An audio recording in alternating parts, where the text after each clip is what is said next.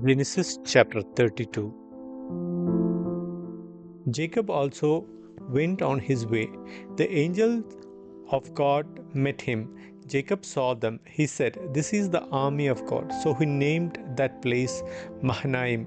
Jacob sent messengers ahead of him to his brother Esau. Esau lived in the land of Seir.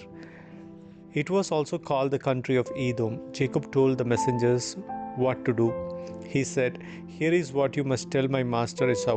Your servant Jacob says, I have been staying with Laban. I have remained there until now. I have cattle and donkeys and sheep and goats. I also have male and female servants. Now I am sending this message to you. I hope I can please you." The messengers came back to Jacob. They said, "We went to your brother Esau. He is coming now to meet you. He has 400 men with him." Jacob was very worried and afraid, so he separated the people with him in two groups. He also separated the flocks and herds and camels. He thought Esau might come and attack one group. If he does, the group that's left can escape. Then Jacob prayed, "You are the God of my grandfather Abraham. You are the God of my father Isaac. Lord, you are the one who said to me, 'Go back to your country and your relatives. Then I will give you success.' You have been very kind and faithful to me, but I am not worthy of any of this.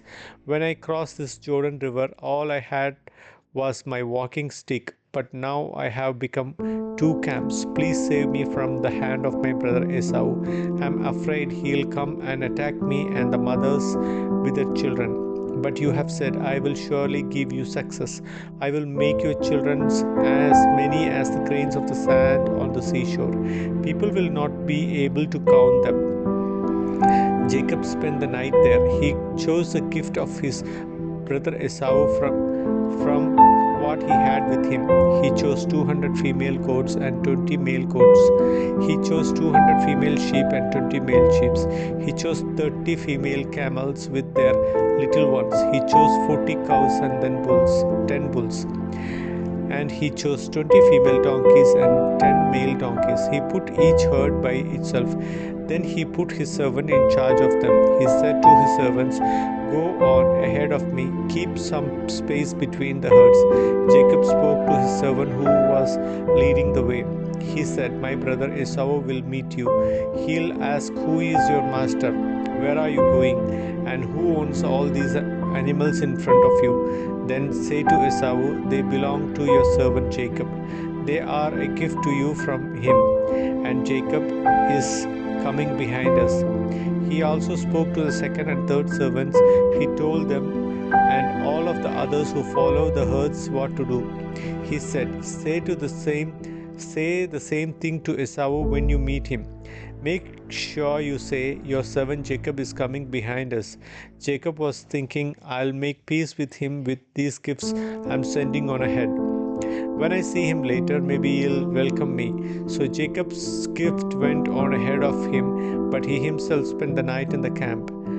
That night Jacob got up. He took his two wives, his two female servants, and his 11 sons and sent them across the Jabbok River. After they had crossed the stream, he sent over everything he owned. So Jacob was left alone. A man wrestled with him until morning. The man saw that he couldn't win, so he touched the inside of Jacob's hip. As Jacob wrestled with the man, Jacob's hip was twisted. Then the man said, "Let me go. It's morning." But Jacob replied, "I won't let you go unless you bless me." The man asked, "What is your name?" "Jacob," he answered. Then the man said, "Your name will be called Jacob anymore. Instead, it will be Israel. You have wrestled with God and with people, and you have won." Jacob said,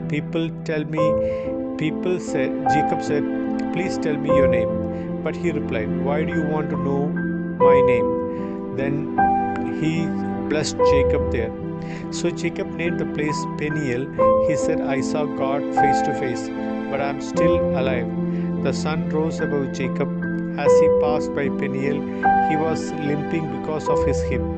That's why the Israelites don't eat the meat attached to the inside of an animal's hip.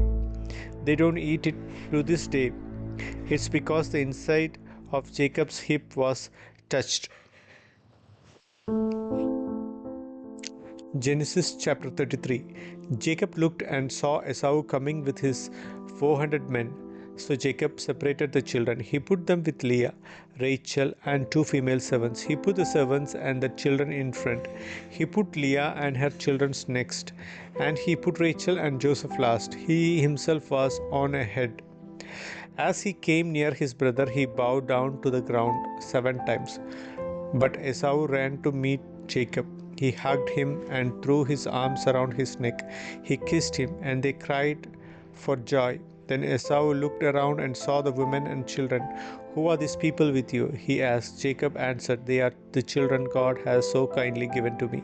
Then the female servants and their children came near and bowed down.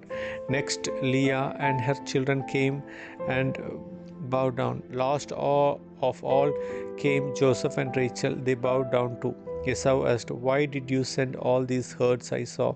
I hope I could do something to please you, Jacob replied. But Esau said, I already have plenty, my brother. Keep what you have for yourself. No, please, said Jacob. If you pleased, accept this gift from me. Seeing your face is like seeing the face of God. You have welcomed me so kindly. Please accept the present that was brought to you. God has given me so much. I have everything I need. Jacob wouldn't give in, so Esau accepted it. Then Esau said, Let us be on our way. I'll go with you. But Jacob said to me, Jacob said to him, You know that the children are young. You also know that I have to take care of the cows and female sheep that are feeding their little ones. If the animals are driven hard for just one day, all of them will die. So you go on ahead of me. I will move along only as fast as the flocks and herds and the children can go. I'll go slowly until I come to you in Seir. Esau said, Then let me leave some of my men with you. Why do that? Jacob asked. I just hope I've pleased you. So that day Esau started on his way back to Seir. But Jacob went to Succoth. There he built a place for himself. He also made shelters for his livestock. That's why the place is named Succoth. After Jacob came from Padan Aram, he arrived safely at the city of Shechem in Canaan. He camped where he could see the city. For 100 pieces of silver, he bought a piece of land. He got it from Hamor's sons. Hamor was the father of Shechem. Jacob set up his tent on that piece of land. He also set up an altar there. He named it El Elohi Israel.